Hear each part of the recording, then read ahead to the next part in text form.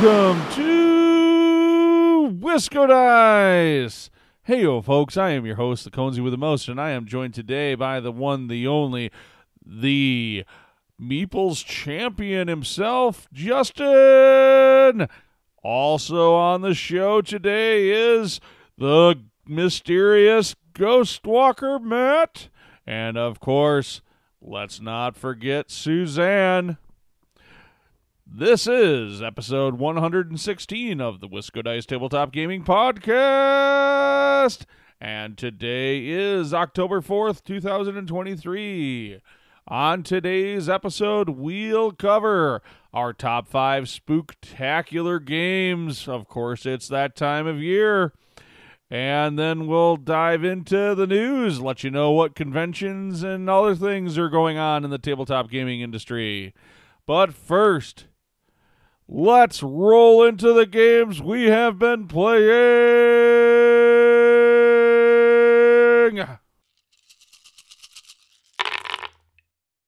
All right, so we're going to get started with some games that we have been playing multiple times, actually, in the last month. First one we have is Root. This is by Leader Games. This has been out for quite a while, actually, and has several expansions. But just recently, we've had the opportunity to play it with more than just 2 players, which means you get to explore more factions and get some of our extra factions out for the expansion packs that we have. So those of you who aren't familiar with Root, it is a game of forest critters. Everyone is a different forest critter faction. And these are, when you say asymmetric factions, these are very asymmetric. You have the same basic pattern of times a day that you finish on your turn that you work through. You work through bird song, I believe it's daytime and evening. I think there's 3 times a day that you work through with your faction when it's your turn. But what you do in there can vary so widely.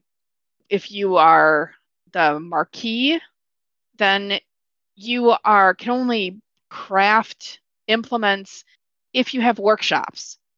Where other ones, if you are the Vagabond, you can only craft if you happen to have 2 mallet tokens that are unused right now. So it really varies what your goals are for your end to score points, whether it's trading with others, helping others, having majority rules in different areas, putting your roosts out around the board to claim some area control that way, going and stealing from others. It's such a wide variety. There's ways you have to fight or not fight. If you have a more peaceful faction, you want to make alliances with other critters there.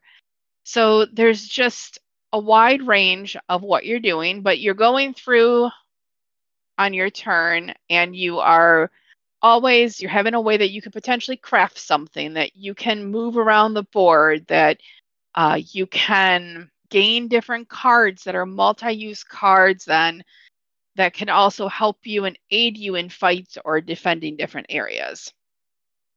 So it's just, that's sounds a very confusing way to explain how to play this game, but until you actually look at each of the characters and each of the factions, it sounds confusing, but it really isn't. Once you get one round, you're like, this is exactly what I do. I know what to do. So I've had the opportunity to play, I think, 4 different factions right now. And I know Conesy and Matt have also had a chance to play a couple different factions. For myself, my favorite so far has been the Vagabonds, which I did the worst in, but you're just kind of going around and helping other people. And I don't know, Conesy, what is your favorite faction that you've played so far? Woodland and Alliance. And what do you like about that Woodland Alliance? That was not my favorite when I played them. They're the terrorists of the forest, really. We just happily put out pamphlets to, gain our supporters. We'd tell all the other little forest critters how bad everybody else is, how they're being suppressed, and get them all riled up. And then once we get them all riled up enough, we explode and make bases where we wipe out everybody else where they're on that location. And we, the mighty Woodland Alliance, establish a base and make everybody else sigh. And they score points by establishing and getting supporters. So that whole idea of like, yeah, you hear how bad the Marquis are? Yeah, I don't like cats either. Yeah, I mean, they don't even clean up their litter. Just, they're terrible. That kind of like you're just seeding that. I just see my little woodland critters just feeding that kind of stuff. Oh, you heard about those birds? Oh, the Erie. Oh, they're just chirping violent all the time. It's just that kind of stuff. Like you're just putting that out in pamphlets and putting that in all the little forest critters' ears, and they join together with you and get all. You've seeded the irritation in the board, and of course, if because you don't have a lot of presence on the board, it can be really easy for the other factions to maybe disregard you a bit more than you should be because they don't look very powerful. There's not very many. Heck, they only have the one base with like two warriors on the board. That's not a threat to me. Well, and it's also you have to give the Woodland Alliance some tithe when you go in there. You have to give them a card when you go to an area that they're in. Well, you have to appease the locals because I've stirred things up. Which feeds their engine. It just feeds their engine and makes it worse. And I think that's a perfect faction so far that we've explored for Conzi because it's this sneaky little worm his way around. Don't pay much attention to him. He doesn't have to be fighty. He just collects things and builds it up. Yeah. So you were a very different faction than that when we played. Yeah, so I was playing one of the expansion factions, and they were basically the exiles. So when the cats, the way I interpreted their backstory was when the cats took over and the cats ruled the woodland area, my faction was the one they kicked out, right? So it was the Badgers, and they were exiled, and so they have all these artifacts left around the forest that they're trying to... So I earn points by gathering those artifacts and stuff like that. So I mean, I know who gets the most points win, but it's really a race to a points total is kind of how the game works. This was my first time playing it, and I thought it was really kind of a neat game. People say, oh, it sounds confusing. Well, actually, their player boards and their player aids are so good. Like, it tells you on the back of the board how to set up your faction when you're going. On the front side, it tells you how to do your day-to-day work. Like when it's your turn, it walks you through. You do these things in Birdsong, then you go to this, and then you can do these things. And it really tells you how to do it, which I thought was great because it was my first time. And after the first round, I had a really good idea of what the heck I was supposed to be doing. There's definitely in my opinion, there's some good strategy built into this game. It sounds simple. The combat's simple, but there's a lot of strategy for how to play each asymmetric faction, which I thought was really neat.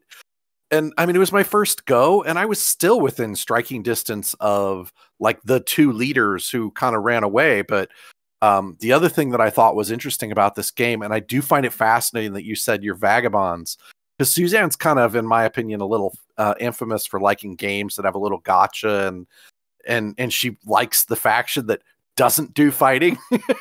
But for me, the factions that I have played with this that do some more of the fighting, like the Marquis, especially, and then the Erie, who Brian, who's not here today, he played the Erie. It's also area control, so it's not just fighting, and it's got the area control, which is not my favorite. The Vagabonds, I just slipped in and out and gave people stuff that I needed, and I just kind of played my own game. Right. The bad thing with when we played it the other day, and is something I've seen happen in almost every game of Root that I've played, is that if others aren't doing the things you need them to do, Like for me, if others aren't crafting so that I can go and trade for these tools they've crafted, it's very difficult. It could be very difficult to get your point. Yeah. So you need everyone to kind of be doing a little bit of everything. So all the factions are working together. Not my fault. Yeah. I crafted a bag and then a sack, and then you went and crafted it on your own. Well, you said my sack wasn't good enough for you to steal. I was gonna go get your sack, and then I ended up getting another one. So I took the easiest route, thinking that you would craft something else. Because everyone, get any craft cards. Almost everyone gets points when they craft. There is one. Is it the Eerie? I believe it doesn't. Yeah. So, they only get a point instead of the extra points, which yeah. And I will say Brian played the Eerie, which I think was a great match for him, because with that one you're planning everything out and you're building upon what you did the last turn is adding to your strengths. So you're just kind of, you can do all of your pre-planning and figuring out what you're going to do while others are playing with that faction. Yeah. With other factions, you have to look at the board state. So I don't know, Matt and Conzi, what you guys thought about like the amount of downtime you had. I didn't think it was that bad, because in some cases you're still interacting with the others when they are doing their turn. Like I didn't find myself staring at the phone, you know what I mean? Or something like that. This is definitely high player interaction though, too, because somebody's going to move and then they're going to take you out. I mean, I would have been a few points higher, but Brian, and he did the right thing, like took me out of a few key areas, and that really slowed me down in a couple instances, but I was able to bounce back. I mean, the game has mechanics built in that you're never like completely out of the game. But what did you think, Ben? Did you have a lot of downtime, or? So this is, we played 5. So, so it's worth noting that I think Suzanne mentioned that the base game only plays 4 players, and you can add up to 6 players when you start adding in the expansions. So we played with 5, and I did feel like I had just played with 4 that weekend before playing it with 5, and at 4 I thought it was like there was still downtime, but it got back to you a little bit faster, right? With one less player. Downtime was starting to get to be an issue, but I also account that we had 3 players who hadn't played before, and 1 player of the players who had played before playing a brand new faction. And when you throw in all of those new rules and mechanics, everything's obviously going to slow down. So it's hard for me to say that it's too much time between player turns right now, because I think there is a real chance that the playtime would come down significantly should this get more and more repeat plays. Right. Which I suspect it will, because we have at least one person that shows up to the regular game nights that really likes this game. So, yeah, and when we played it with him, we had a 3-player game, and that moved along. Yeah, that moved really well. And so I think also the playtime probably does speed up if some people are playing factions they've played before. Like if you find a faction that you really like and works for your play style, my understanding is a lot of times with Root, people just keep playing that same faction. For myself, I will not probably choose a faction that I want to stick with until I've played all of them. So, and then it'll depend on my mood. So, yeah. I don't know, Matt, would you change and try a different type of faction next time, or a different focus? I mean, I always like to try different things.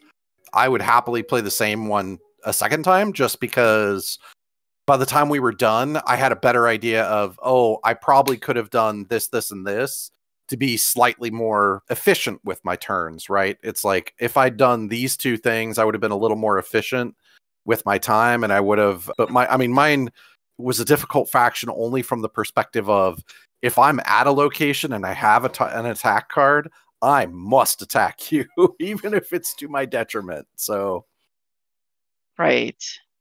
So you have to kind of plan ahead for that. But I mean, it was still, I don't know, it was a lot of fun. And I would happily play the same one again or try something new, just because there were a lot of different interesting factions. We'll have to, one of the game days that Justin is here for, we'll have to make sure we get it out so he can experience the majesty that is Root. Yep. Haven't gotten to play yet, unfortunately. So looking forward to it. That's okay. Yeah, it's There's not a. too many games for everyone to have played every single game. Yeah. That is true. We're almost getting to the point where we have too many games for us to play every single game we own. Well, someone should stop buying games then. But anyway, I kind of have. I really don't Okay. buy that much anymore. well, don't look at what's coming in that I may have ordered. But any other final thoughts anyone has about Root? I am Root. I just thought it was a lot of fun. It was my first time doing it, and I thought it was fun. I would definitely play it again. So, I mean, like I said, and I thought the components were really well done. So, yeah. Yes, we didn't mention that they're like silk screened on the little animals that are each a different color and each a different profile. So it's kind of nice that way. And it makes it more difficult for you to put them on their head accidentally. I forget which game it is. I think it might be Everdell that I tend to put the animals on the board, like standing on their head and stuff. But anyway, I digress. So that game that we were playing was Root by Leader Games. And let's move on to our next game that we've been playing.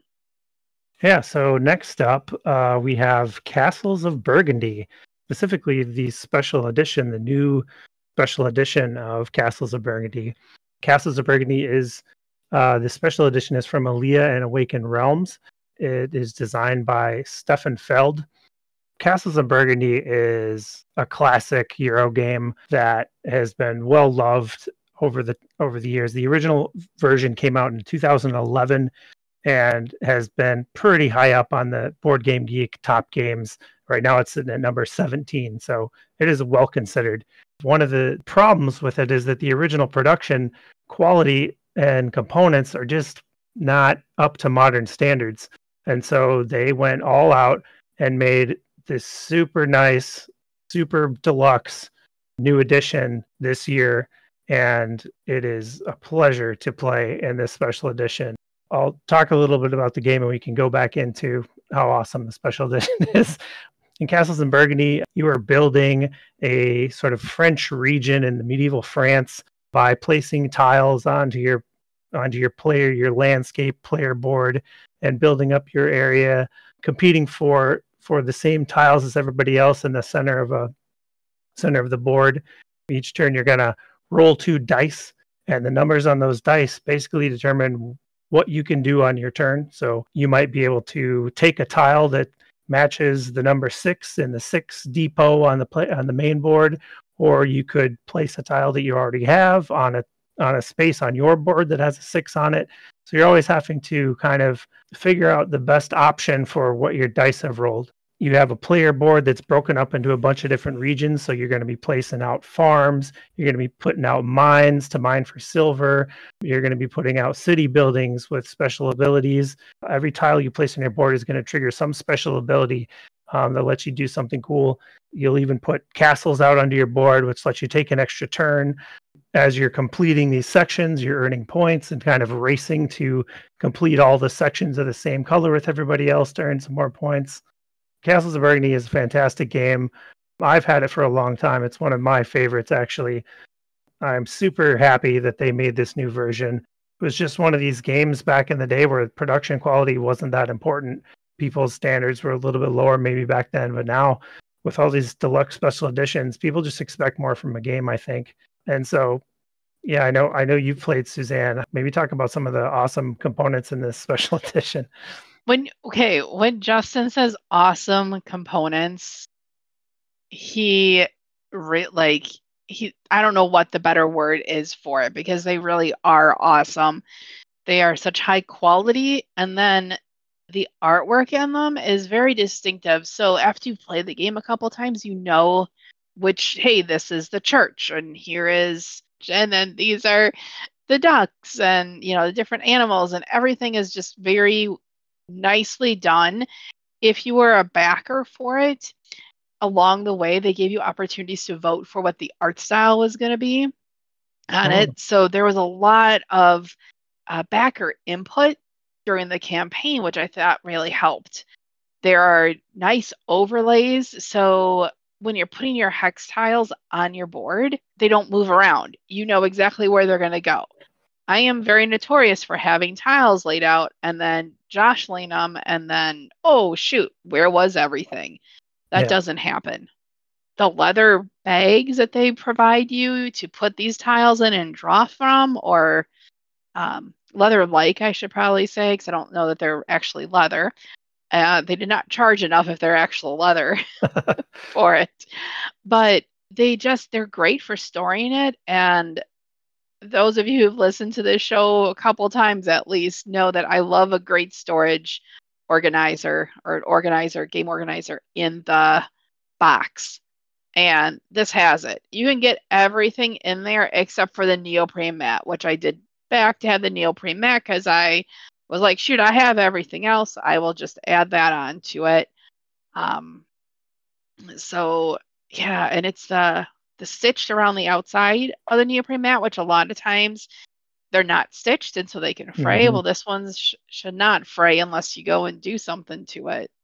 Yeah, it's just amazing just looking at it and playing it. I think when Conzi and I played it, it was his first time, which I had not realized. And I think he was a little bit not expecting too much when he was, looking at, oh, you take a tile and you put it down on your board. But there's just so much more in there. So I don't know, Conzi, what did you really think of Castles of Burgundy?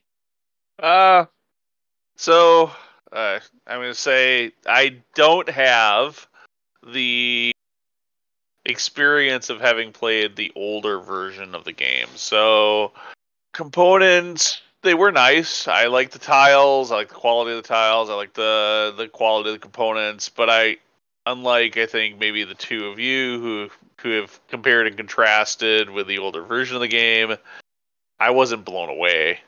Gameplay was okay. No, we did play just base game. We didn't add any expansions. I thought it was okay.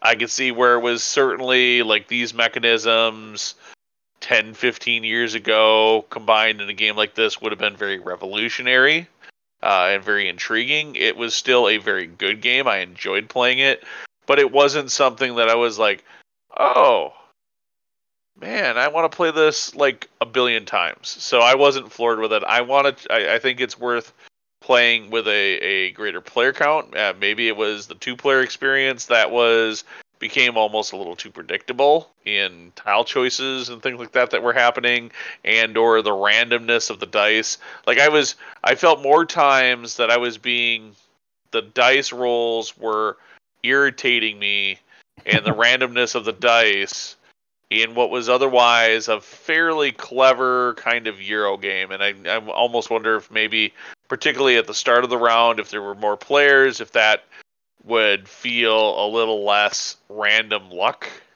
How many times I felt like I needed to get a certain set of tiles, and then I would roll like, oh crap, I guess I'm not getting anything I want, and okay, hey, look, Suzanne took all the tiles that I needed, so now like I can't do anything. I can't do anything.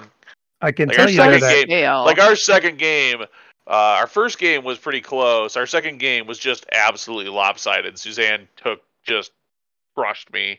And I don't know if it was the dice or the fact that it took her first play to remember how to play the game. But yeah, it was just like, it wasn't close. It wasn't close. And I almost got frustrated between the dice and not being able to get the tiles that I was hoping I could get, or being able to see the magical combination that I could use to unlock points. Yes, I want to play this game again, but I'm also, like, unlike I think the two of you, I'm not floored with the game and going, wow, this thing was somehow a great experience. I unfortunately, and for me, it's like, because this is a very classic traditional game that's been out for years and very highly talked about. I mean, Justin pointed out number 17 on the hotness on BGG right now, right? Just the rank.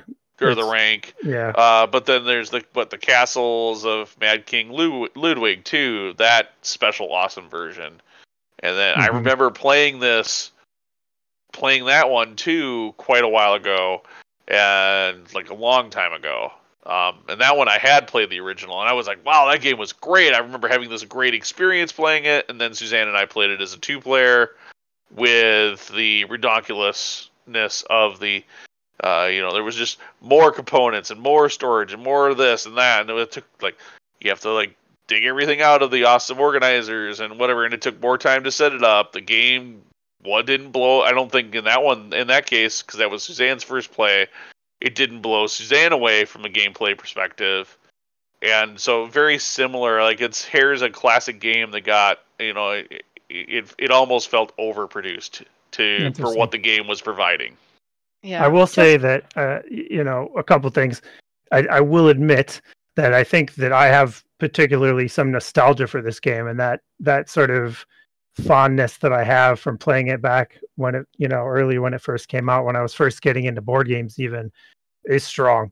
And that definitely skews my perspective a little bit on it. And to have a version that I feel like is what it should have been is super satisfying to me. Like, just to call it these comparison, the original game has very thin little cardboard tiles, thinner than you'd even expect for a normal board game. And then you go and play this deluxe version with the acrylic tile add-ons, which are like these 1/4-inch thick, glossy, great feeling thickle tiles. And so for me, it's like sort of, it actually like made the nostalgia work, because it's like the game as it should have been.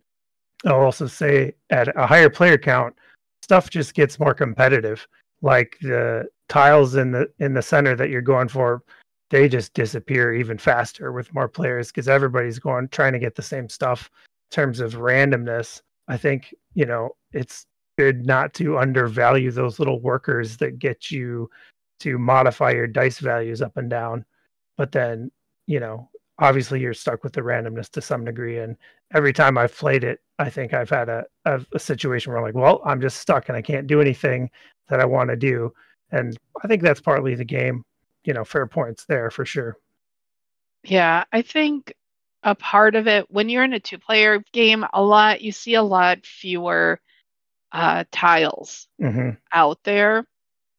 When you are playing a 3 or 4-player, it's more likely that you're going to see a wider variety of tiles, and maybe even multiples of some tiles. And there are some monasteries that don't give you end-game scoring, but get you great, if you get them early, there's some great benefits. Good abilities out there, yeah.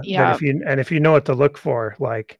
Yep, and yeah. So once you start learning that, then you can develop a strategy for playing and mitigate some of this. Oh my gosh, everyone's taking the obvious choices that I need to fill in my spaces.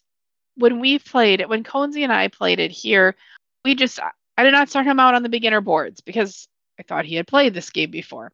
We just grabbed random boards. I said, pick a side.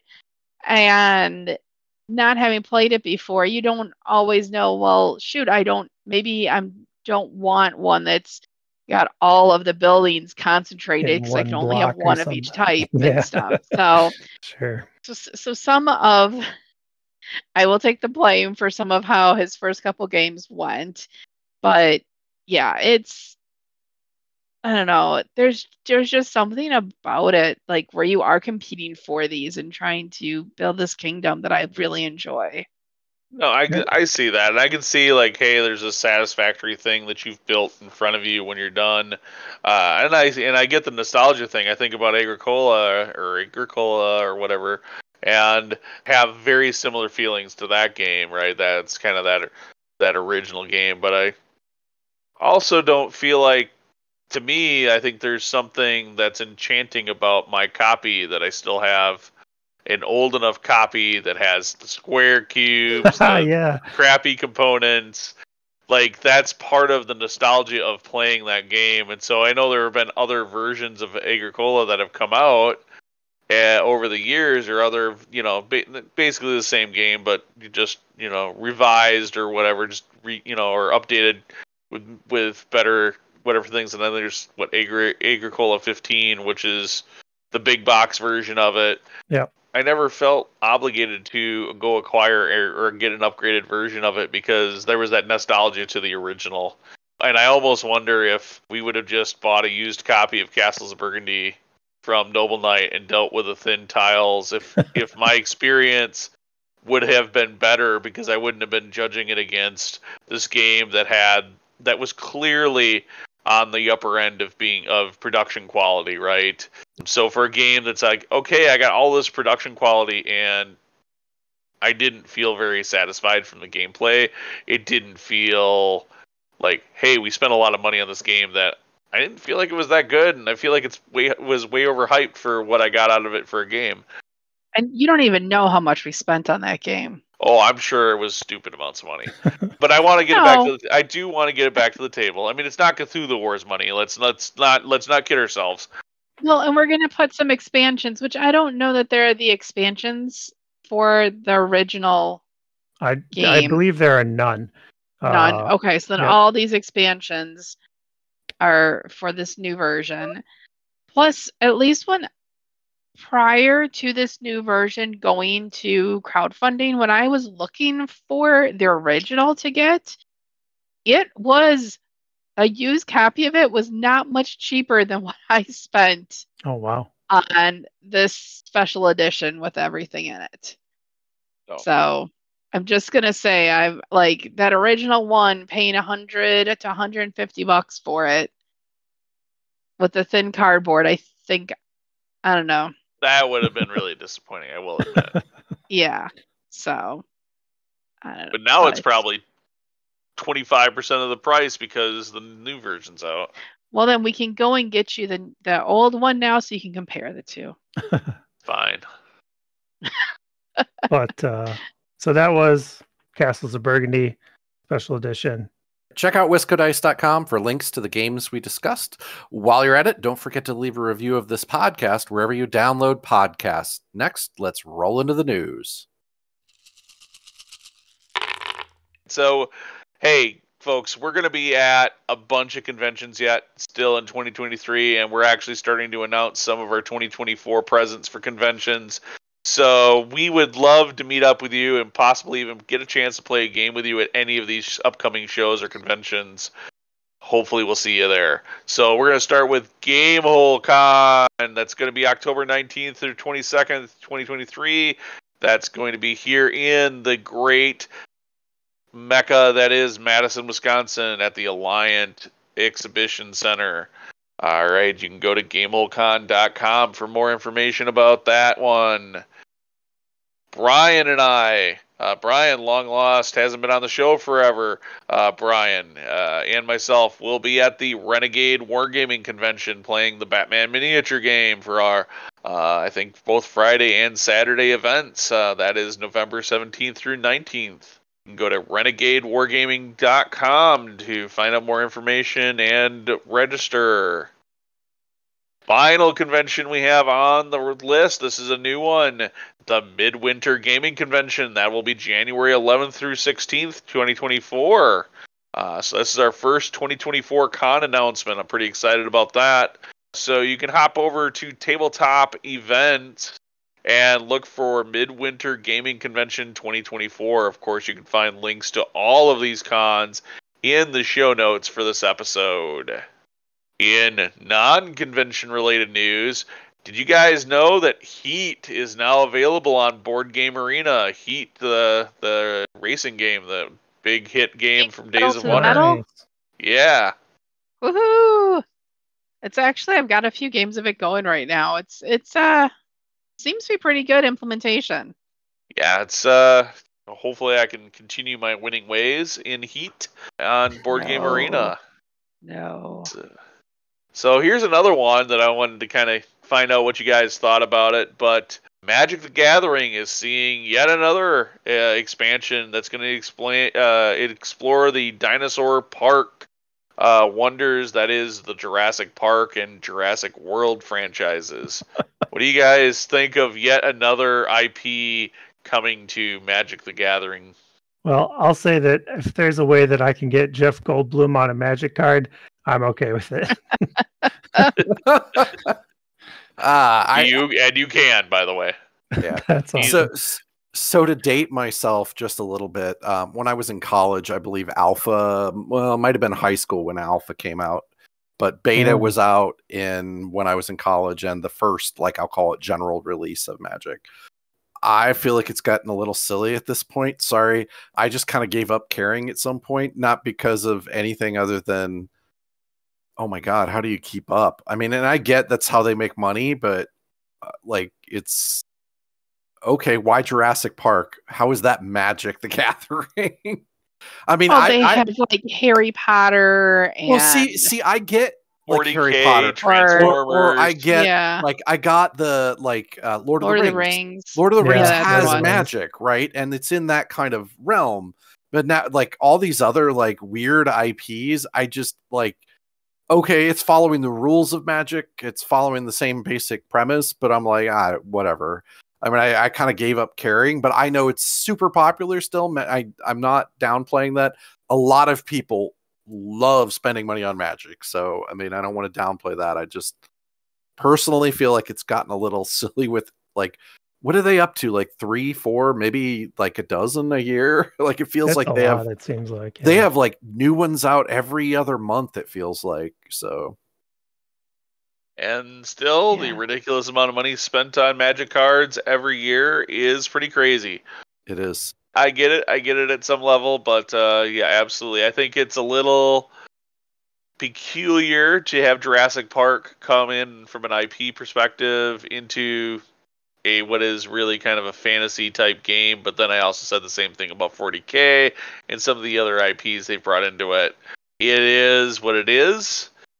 We'll have to see where the success is in Magic the Gathering in the upcoming years. To me, I think they're overproducing and putting out too much stuff too rapidly. That's just kind of my personal take on it. Moving along then in the news, wanted to talk about Cool Stuff Inc. Cool Stuff Inc. used to be just a few years ago, pre-pandemic, used to be like the place to order discount board games, discount other gaming products, and it looks like they are officially completely moving out of the board game and RPG business. Just going to be exclusive buy, sell, trade cards. What do you guys think of that, considering the projections for the board game industry right now and where it's supposed to be in the next few years? Like, we're supposed to be booming here. Why are they getting out? Yeah, that's surprising, honestly. Well, I think the problem, not understanding their back end logistics side of it.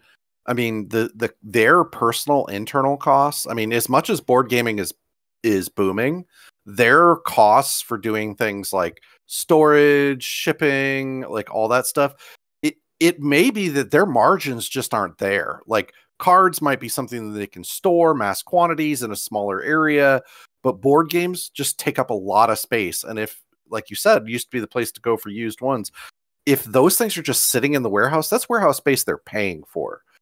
So that could be new games. You bought new games from games them, not at used. A discount. Like Noble Knight has always been like the used store.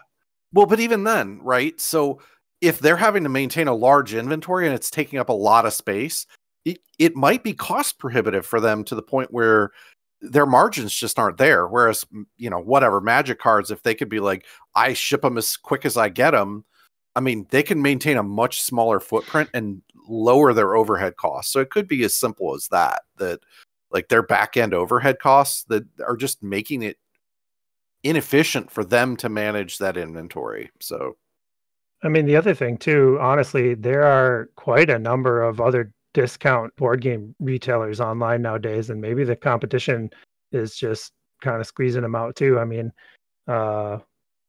it's, a lot of companies undercut them on there, like, so they, Cool Stuff Inc. would always have free shipping for orders over like $100. But there's companies now that, like Game Nerds, where you can get free shipping for $75, so how many people are getting pulled over by offers like that? Could be some of that too, All I gotta say is thank goodness for our Canadian neighbors with Board Game Bliss, because really that's now become my replacement place to shop for if I'm going to shop for board games online. Of course, I think we all here at WiscoDice would tell you to shop at your friendly local gaming store. Yep. And for us here in Madison, Wisconsin, that could be Noble Knight Games, that could be Misty Mountain Games, that could be I'm Bored, that could be Pegasus, that board game cafe that I can't remember the name of it. There are a plethora of places where you can go buy your board games. I'm gonna say yes, I do still buy games from places like Board Game Bliss, but support your local game stores. Make sure that they have overhead that these places don't have to pay for, so they can't afford to discount you nearly as much. But if you don't support them, then they won't be there when you want to go play a game or find other people to go play against. That gets us to our next line in the news. Yep. So something that was I just got notification of it, was that Capstone Games announced that they have a partnership with Cranio Creations. And those of you who may not know who Cranio Creations is off the top of your head, they are an Italian game publisher, but they have done some very popular games recently, such as Barrage, Lorenzo, Il Magnifico, Newton, and Golem. If you've been playing any of those games, those were initially published from Cranio Creations, and now they and Capstone are joining forces, and it's going to be exciting to see what that brings to us and for games from both of those publishers. I think I've played two of them. I played Lorenzo and I've played Golem. And actually, no, I have not played Golem. I've only played one of them, Lorenzo. But I've had opportunities to play Golem, and Barrage is in our review list. So Newton's the one I don't think I've ever heard of before from him. I don't know. All four of those are games that I would like to play, like a physical copy of. I think I've maybe played Lorenzo once. Yeah, we own that. We own it. Then I probably played it. Barrage I've only played online. So they're all games I am very interested in, and it'd be nice if it makes it a little easier to get a hold of some of those games. Yeah, Capstone's, if you don't know who Capstone Games are, they're the publisher behind currently one of the biggest games in the industry right now as of last year, and that is Ark Nova. So if you're familiar with the Zoo game, that's who this publisher is, and they had no problem rapidly meeting the market demand of Ark Nova. You did not have to wait long if you couldn't get a copy in the initial printing of that game. They had the powerhouse and the distribution to be able to get new copies printed and out there relatively rapidly. For a board game company, that is. Usually you got to wait 6-9 months, even a year before you'll ever see a reprint, and they had them out in like 3 months. That's probably really exciting news, and I'm sure that's probably the biggest reason Cranio wanted to partner with them, because there's some pretty good popular titles here. Yep. All right, Justin, you got any news for us? Well, if you're looking for news on what's going on in the world of crowdfunding, I'm going to tell you to go over to WiscoDice.com every Monday and catch our Kickstart Monday article, where we feature 2 different crowdfunding projects from across the world of crowdfunding, whether that's Kickstarter, GameFound, Indiegogo. Every week we publish a new article with something that's interesting in the crowdfunding world. So again, go to WiscoDice.com to check that out. And if you're a publisher out there listening to this, and you have a game that's coming to crowdfunding and you would like to be featured on Kickstart Monday, you can send us an email at hosts@WiscoDice.com and let us know about that game, and we will see about featuring it. But with that, we'll go ahead and take a break here. And when we come back, we'll get into our main topic. Hey folks, this is the Conesy with the Most. I just wanted to take a moment to tell you about Misty Mountain Games here in Madison, Wisconsin, where you can find CCGs, RPGs, board games, minis, paint and hobby supplies for all of your tabletop gaming experience and needs.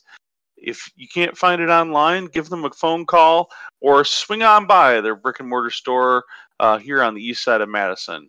Don't worry, that is MistyMountainGames.com. Check them out today. So So we are getting into that spooky time of year, and we always like to talk about what games we enjoy playing that kind of fit the season and fit this spooky Halloweeny time in the US. So what we have for you today are some games that we think are spooktacular. And what makes a spooktacular game, you might wonder? For me, it is something that is immersive, gets you some feeling of suspense while you're playing it. Yes, having a theme come through that really also pulls you in and is giving you kind of some goosebumps, keeps you on the edge of your seat.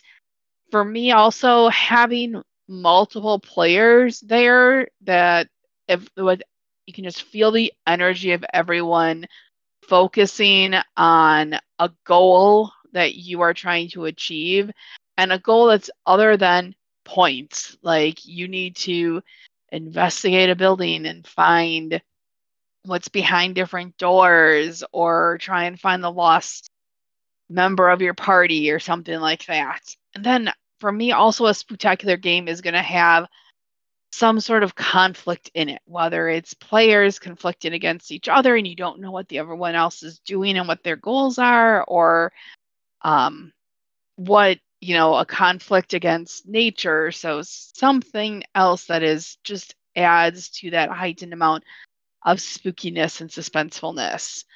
But that's my definition of a spectacular game. What do the rest of you think of a spectacular game is? I think for me, the thing is just there are some games in my mind that just kind of align with this time of year. I do agree that some it's always fun to play a suspenseful one that's just kind of keeps you on the edge of your seat, or and like you said, the one thing that is interesting about a lot of the games that are sort of themed this way is in most cases you are working together.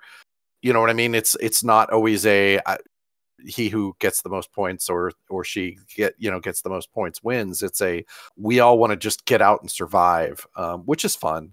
But I also sometimes feel like, especially in like this season of Halloween, sometimes having something light and fun that's just sort of fits that ghosts and goblins and whatever can be a lot of a good time too. So For me, it's pretty simple. Number one, it's got to be spooky. Number two, you should be able to have a spectacular time playing it. Keep it simple. So what spooks you, though, with a game? If there's particular themes that spook you more than others? I mean, I think that you guys have kind of said, like, the more immersive you can get, the better. So games that really go beyond to put you in an environment and set up a scene that you can visualize and picture yourself in, I think really, tickle my spooky bone. There's definitely some stuff on my list that fits this category of having external things like music and ambiance to help set that tone as well. So the immersion is definitely a big part of it. Yeah. So do you play them in the dark, by candlelight only? If it were possible to play a board game with just candlelight, I'd probably try it, but I don't know. I've never tried. Yeah. You need some light to play board games. You don't want to get wax on it, man. No. Yeah, no kidding. That too. It's just not going to be any candles near our table, thank you, unless they're completely electronic. Yeah, so electric candles. Yeah. We can do that. How about you, Conzi? Too much money on that table to go, oops, we tipped over the candle. Okay, what makes a spectacular game for you, Conzi? So I think when you talk about spectacular games, for me, these are games that get the tension, that get the horror aspects of the creepiness. Either they're going to do something in the game that's going to effectively creep you out, or it's going to, I think, getting somebody to be feel like a true sense of horror, like a jump scare or something. That's not something a board game's ever going to really convey. But if it can get that same kind of feeling of tension up in the game while you're playing the game. That is really, for me, a key in Spooktacular games. I definitely see that there's a lot of you could have. You could think about, hey, it's a spooky good time, or it's a little more on the fun side. But for me, particularly this time of the year, I'm a little darker, a little more hardcore, a little more. I want that really deep horror type feel out of it. I want to recapture that horror movie because it's that's the other thing with this time of year. It's horror movie marathon time of the year. So if I can get that that kind of feel in my Spooktacular games, that's what I'm looking for. So you want some horror in your Spooktacular games and not just the spookiness. Yes, I want to be on the edge of my seat the whole time. I want everybody to, like, when that dice roll gets chucked, everybody's on their seat for hoping for success, and everybody groans when it's the big bad devours somebody because that was carrying that one thing we needed. Yep, or the one versus many kind of aspect where you don't know exactly where Dracula is on the board or something like that. Like those, right? Those games where all of a sudden it's like, gotcha. That's kind of what I'm looking for in my Spooktacular games. Fair enough. Yeah. So with that, I think we all know, or at least maybe have an idea what a Spooktacular game is to each of us. But Justin and Matt, why don't you tell us what your top Spooktacular games are, and Suzanne and I will hop over to YouTube and tell you what our top 5s are there. So with that, why don't you guys get this kicked off? Yeah, I'll kick it off. My number 5 Spooktacular game is Betrayal Legacy. I believe it's Betrayal at House on the Hill is the original game. Is a sort of mansion crawl game where a number of players are investigating a scary mansion and creepy things are going on. Maybe there's ghosts or zombies or different things, and they're exploring rooms, and the rooms might shift around. And eventually something is triggered called the haunt, and that's when stuff starts to go bad and people can start dying, and you have to do whatever it is you need to do to defeat the monsters or the ghost, whatever the game goal is for that particular game. And so this is Betrayal Legacy is obviously a legacy version of Betrayal with an entire storyline, connected storyline for all the scenarios that you play through. You play as essentially a family and their sort of lineage throughout time. So you start way back in like the 1800s, and your first character is sort of like the first major member of the family that gets drawn to this mansion. All the missions take place at the same mansion that kind of changes over time as time progresses. So each session you're playing like the descendant of the previous character that you played, and you get to come up with a new name every time. And so each session is a totally new scenario. They add rules during the game, and again, it follows the same basic structure as Betrayal, but again, all the storylines are kind of connected in the back end. The first part of the game, you are just exploring the mansion. You might be looking for weapons or artifacts to help you out later on. You may just be exploring rooms to figure out like where things are in the mansion that you need to find, and you'll have spooky events occur, like some black hand might grab you out of the darkness, and then it just kind of disappears as a figment of your imagination, where you see some strange figure in a mirror. And as these sort of different spooky events occur, you'll build up towards the haunt. And the haunt is, again, where the monster of the game reveals themselves, and then you're in a one versus many fight to both attempt to accomplish what your goal for the game is. So once the haunt is triggered, there's going to be one player who basically becomes the monster, and they're going to have a whole set of goals that they need to accomplish to win the game themselves. And then the other players will also have their own set of goals. So, it might be something as simple as the one player is just like a big demon monster, and somehow the rest of the players have to kill him. And the monster's goal is just to, kill enough of the players to take them out or something like that. As a legacy campaign, I think it works really, really, really well. It's scary. The writing is good.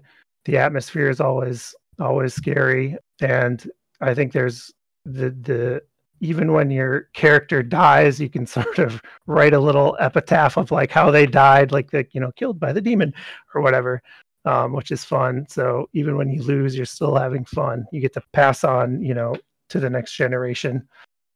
Can't say much more about it. It's just a really cool legacy game. I'd recommend it. Find a good group of people, play it all the way through. It's good. Cool. What's yours, Matt? My number 5 is actually Whirling Witchcraft by AEG Games. It's just a fun, quick, easy game.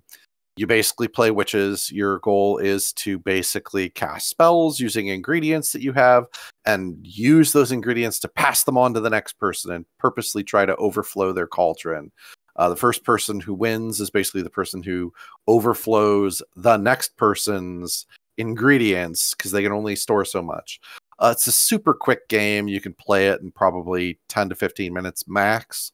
Just a really fun, light game that's, like I said, very thematic. You're witches. It's the Halloween time. Not spooky at all. So definitely a quick, easy one, especially if you're in something deep like Betrayal and you need a quick break. This is something you could pull up on a sideboard. Or, if you're waiting for everybody to show up, pull it out. Play a few games while you're waiting for those last couple people to show up for your legacy game. So, like I said, that's Whirling Witchcraft by AEG Games. Awesome. I do like some Whirling Witchcraft. All right, well, I'll jump into my number 4. Number 4 for me is Pandemic Reign of Cthulhu. There's a lot of versions of Pandemic out there, and this is probably the only spooky one, unless you consider, diseases in Spain spooky. Pandemic plays out like a fairly normal game of Pandemic, but instead of fighting off disease, you're fighting off cultists who are trying to, summon the elder gods into the world. And you're also occasionally fighting eldritch monstrosities as you work together to take out cultists and eventually try to close the gate for the evil Cthulhu monsters to come into the world. It's just one of my favorite versions of Pandemic. It's really thematic. The art's really cool. If you haven't played this version of Pandemic, I would recommend it, especially in Halloween time. Yeah, I will say I do like that Pandemic. It's got such a different feel than the standard Pandemic, the Cthulhu one. Mm-hmm. Yeah, it's well done. Cool. Nice. My number 4 is actually Night Cage by Smirk and Dagger Games. So Night Cage is a great... We played it as a group last year around this time, and it was just a really fun game. You're just a bunch of people stuck in prison, and it's dark. It's a dungeon, and your whole goal is to find what you need to survive and get out. Very tense, very on edge the whole time. The floor falls out periodically, and you're trying to find these things to unlock the way out, and you've got people moving around, but every time you drop off of an area and you move out of an area, if those tiles are dark, they drop off the board, and suddenly whatever was there, you've lost. So I mean, there's a lot of tense, how do we plan our moves? How do we work together to keep something lit up that we need? And then how do we get around this monster instead of facing it? Because you don't really have weapons. You're literally just naked in the dungeon trying to find your way out. So gather the pieces that you need and get everybody to the gate so that you can escape the Night Cage. Very thematic. The times we played it, it was always tense up until the moment we either lost or won. And I remember one time I think we played it and we were right there, except one person needed one more tile, and they just didn't have we'd spent one too many tiles earlier and they couldn't connect into us, and it was just just a great, fun, thematic, suspenseful game to play. So simple but effective in its delivery. Yep. So just worth pointing out that we reviewed this episode. Again, we got, like Matt pointed out, we got together and played it, and we reviewed this game back in episode 98. So if you're interested in hearing more about the Night Cage, it's worth checking that out. And this one might be on some other people's lists. Not saying whose. Well, then moving on to number 3. My number 3 Spooktacular game is Nemesis. If you haven't heard of it, Nemesis is basically Alien, the board game. You are playing a character who just woke up out of a cryostasis hibernation on some spaceship that is stalled in the middle of space, and there's dead people around and, monsters everywhere. You are ideally working together to get the ship back up and running and figure out if you're traveling to the right location, if you have the right coordinates put in to go to Earth or wherever your target goal location is. But eventually during the game, you'll switch to potentially having a private goal, which might not be so cooperative with the rest of the players. So there's a little bit of that hidden traitor mechanic. But in this case, kind of everybody can become a traitor, really, if they pick their sort of selfish goal instead of their cooperative goal. And of course, there are alien monsters throughout the ship that will just destroy you. From the little crawly ones to giant queens, they'll just appear out of nowhere. And ability to fight them is pretty limited. You have limited weapons, limited ammo. And so it really just creates a tense, claustrophobic atmosphere that perfectly emulates a movie like Alien or Aliens. Really, really well done. Thematically, your characters all have different abilities and sort of specialties. So it's fun to kind of try different classes out and see how it plays out with different characters. And I think it is a very good game for getting into a bit of a role playing as you're playing along in the game. It's generally you're moving around the ship and map and maybe getting into a little bit of combat, taking, some actions to repair the ship, but it's a fun one to build a story out of too. I think it's a good sort of, story making kind of game. Yeah. That game does such a Nemesis. good job. Yeah, this game by itself does such a good job of telling a story, no matter how badly or how good it goes for the players. Yeah. Yeah, it's tense. And I love the mechanic. I love games that have this mechanic where you put all of the players on I don't know if I can trust the other players at the table, but we're all working towards kind of the same goal, right? That sets up that tension that really gets me excited. And of course, the first Alien movie in particular, you could say that's definitely a horror movie set in a sci-fi setting, and that's that really comes through. I feel kind of horrified every time one of those big aliens comes on the board. Yeah, that was a lot of fun, though. I think the last time I played this, we died pretty quick. I think we exploded in like an hour, I think, or less. It was very, very quick, and I won't say painless death, but yeah. I do like this game because you're like tiptoeing, and to me, I'm just very nervous, even just making my moves when I'm trying to walk quietly through the corridors, and then you flip open a room and you're like, oh my gosh, what's here? Or roll, oh shoot, there's noise, what's gonna happen now? Oh my gosh, am I gonna die? Yeah, they do a really good job with I the get mechanics. very tense, and my heart rate definitely increases with this game. Yeah. I love the last time I played this game, I said to the group, okay, one of the keys to staying alive is you pair up. So everybody pair up, and the first thing we did was split up, so everybody was going in their own directions. Well, of course. Just like in a movie. Yep. Everybody stick together. Everybody goes their own way. Awesome. Good job, guys. So my number 3 on this is a game called Last Night on Earth by Flying Frog Productions. It is a zombie themed game, and frankly, in the world and genre of horror, I am just not a fan of zombies. It's never been my gig, but this board game, for whatever reason, just like tickles my fancy. So it is considered like the Last Night on Earth. The zombie apocalypse has come, and the game comes with a ton of different scenarios and board tiles, and you basically are playing as the standard movie trope type people. There's the reverend and the drifter and the cheerleader and the jock and all that. And I mean, you can pick your character or you can leave it up to random chance, but you go into the scenario with a group of people and you're playing against the board. The zombies have some set movement, and the goal is really to get out. You'll know what the goal of the scenario is when the scenario starts, but the reality is you don't know where anything is. You've got to go searching building to building, hopefully finding weapons, or in some cases, like one of the scenarios was a really cool tense, like defend this building for so many turns until dawn comes up. So you got to keep the zombies out, and so you're somebody may have to run to a nearby building and hopefully find a weapon that you can use to fight back the zombies. So always tense, always just kind of fun. So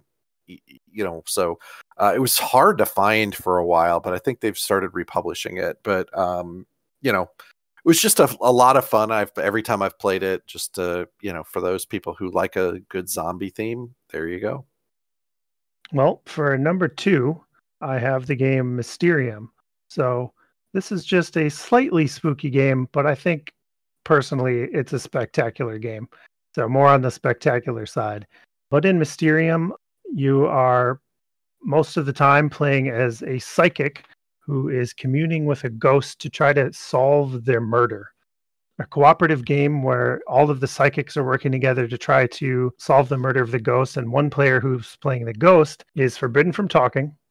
And the only thing that they can do to communicate to the players to help them solve the murder is by passing them these large tarot-sized art cards that have these surreal scenes depicted on them. To get them to solve the murder, they pass the players these cards, and then basically there's 3 different levels of things that the players need to solve. So first they need to figure out who the suspect of the murder is, like who might the murderer be. So there's character cards that have again a bunch of sort of art all over them, and the ghost is trying to get you to get a certain pick a certain card. So they're trying to make connections between their crazy art on their cards and the art that's on the cards on the board that the players get to look at. So you try to solve for who the suspect of the crime, then you're going to see a bunch of cards that depict different rooms. So where was the murder committed? And then the last stage is to try to figure out the murder weapon. Limited communication thing with the ghost is really, really cool. I've seen games of this go really, really right, where the ghost, is totally connecting with the players, passing them cards that make sense, and they're making these connections immediately. And I've seen times where the ghost just, they cannot communicate what they're trying to get across. They cannot get the players to guess the right stuff. So I think there's a little bit of tension in the game too there, if things aren't going the right way, because you're fighting the clock to try to solve this murder and get your each of your cards figured out individually, and then at the end of it sort of solve the murder. Very lightly spooky theme, but I think it's just always a fun game to play. Yeah, this is one of my favorite con games to run, because and I've said this I think before, there is this aspect to the game that you get a bunch of random strangers together to play Mysterium. You explain the game and you hand that first clue card, that first vision card to the first player, and I always hey, put it down in front of you so everybody else can see it and whatnot, because this is a cooperative game and the rest of you can talk about what you think that card's related to.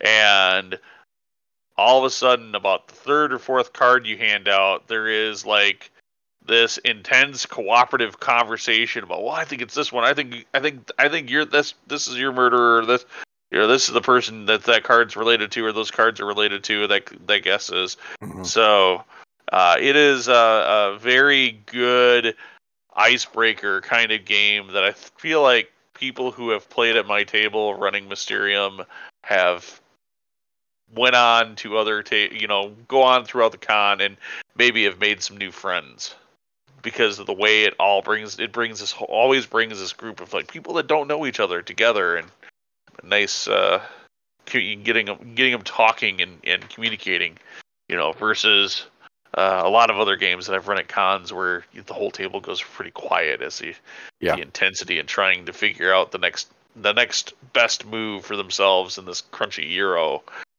is going to be. Yeah, I think some of that also with Mysterium goes back to the Ghost and how well they are playing their role too. Oh, sure. Blame the Ghost. No, but it's the crappy cards. Or just, and I mean, not even that part, just are they being quiet? Are they acting a little mysterious? Are they giving ones that really are like immersed? Like, are they listening to what the players are saying and then picking cards to like go along with them that could mess with them or whatever? Just they set the mood and the tone for the game. So you can really get into it based on how the ghost is interacting with you. I mean, I'd be a lot more spooked at home if whatever ghosts we have here were like over here and kind of like pushing me and guiding me to do different things in the house. So versus them just sitting in the walls and watching me, that's just a boring ghost. I do get that. Yeah, I do that when I'm running it as a con game. I will, as I'm doing the reveals, I will Blue. You are so true. Unfortunately, you are correct. and that helps buy into that, gives a little bit of extra tension, and then they're picking up, they start picking. You'll watch people start picking up their pieces, thinking I'm going to say they're wrong, or buys into that whole kind of getting that tension up a little bit at the table. So that's great. It's a lot of fun. Absolutely. Mysterium is clearly one of our favorite games. Yep. So my number 2 is Mansions of Madness, specifically the second edition of Mansions of Madness. Anybody who's played the original knows, I mean, it's a very big tile layer, and there's so much to set up. That aspect of it doesn't necessarily change with the second edition, but one of the things they really did that's really, really cool with the second edition of this game, for anybody who doesn't know, the game is basically set in a mansion, and you have scenarios, and the goal is to complete the scenario and basically figure out what Cthulhu-based mythos thing is going on. Something bad is happening either in the mansion, or sometimes there's some scenarios that happened on like docks and other things. But the really cool thing that happened in the second edition is they added a app that you could have it on your phone, you can have it on your tablet that has I believe it's fully voiced, like reading through sections of the scenario and handles the setup beautifully. So instead of like having to flip open a book and be like, oh, what do I need to do? Like, you basically say, I'm playing this scenario, and it'll go, great, how many players? And it'll start leading you through, and you tell them which players. And then it basically goes, okay, you need these tiles. This is what you see to start, And then it'll be like, okay, great. You open the door. And then there are interactive aspects. It'll tell you what you can click on, what's in the room, where you can move. You go to the door is locked. And so it adds a totally unique thing that like didn't happen in the original Mansions of Madness, because I did have an opportunity to play it once without it, and I did not feel very immersed in the game. But the app added something, I felt, in the second edition of this game that really took Mansions of Madness to a new level. It's still a game I'd like to play all the way through. There's a ton of scenarios, and there are like a ton of expansions for this game too.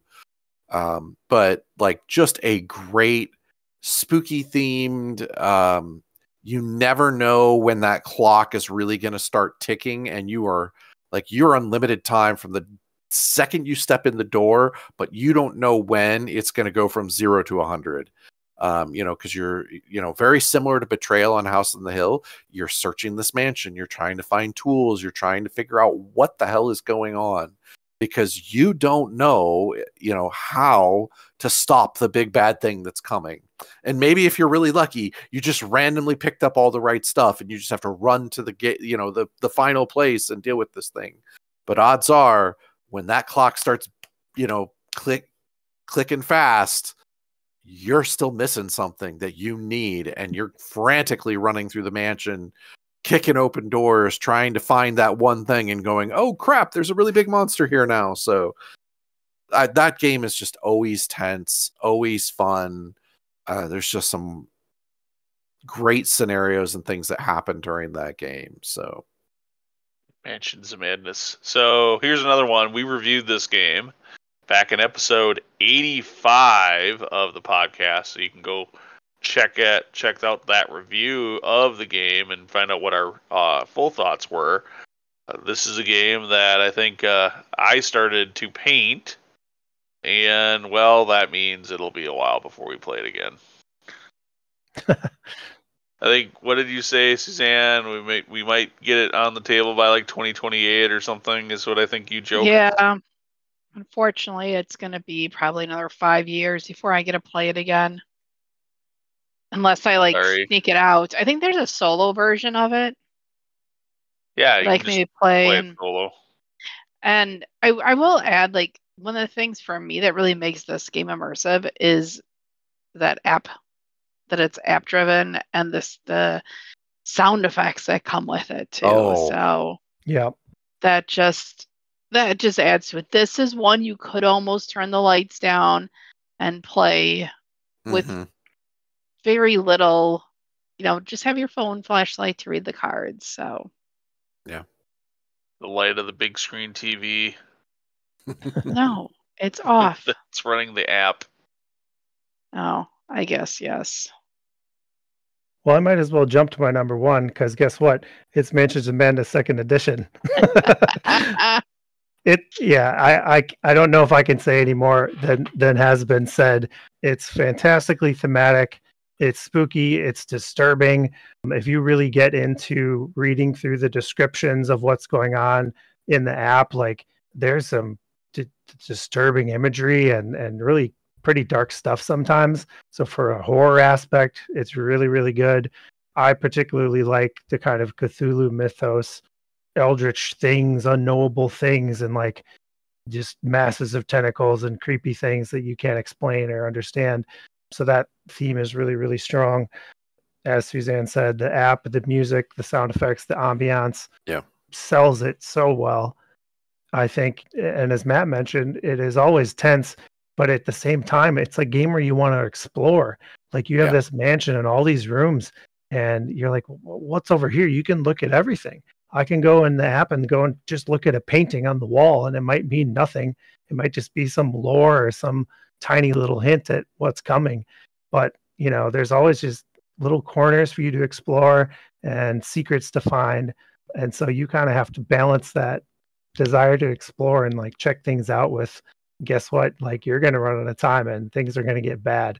You may still be having to explore while you're being chased by horrible flying worm monsters or, some cultists or whatever it is. Always tense. There's not a better game that captures like spooky Halloween theme. This is the one. So, sticking with Fantasy Flight Games, and these guys do produce a lot of Cthulhu Mythos games. My number one was Eldritch Horror by Fantasy Flight Games. Eldritch Horror is basically combines a bunch of aspects that I love. It is a globe-trotting exploration game where instead of being in a mansion, something bad is going on in the world. Gates are appearing. Bad things are coming. You don't know what the big bad thing is, and you're just trying to jump all over the globe, trying to figure out what the hell is coming so that you can stop the apocalypse. So it's always a tense game. I've played it a handful of times, and it's just, I love it for that kind of time period and thematic I need to move. I need to, like trying to figure out your action economy and getting to the right place at the right time and trying to make sure that you can stop the big bad thing. And when do we go together because we know that there's a big bad, like there's a bunch of cultists in this location. I need some help. Or do I need that person off running some other errand? And, so great multiplayer, a lot of fun. It adds that kind of tension, like Ben said, sometimes you're like rolling the dice, praying to God, that you've got the right piece of equipment or the right dice roll. And you're like, so everybody cheers when it goes well, or then you all groan and go, oh no, I've never had the game play out where it wasn't tense at the end and just a lot of fun, win or lose.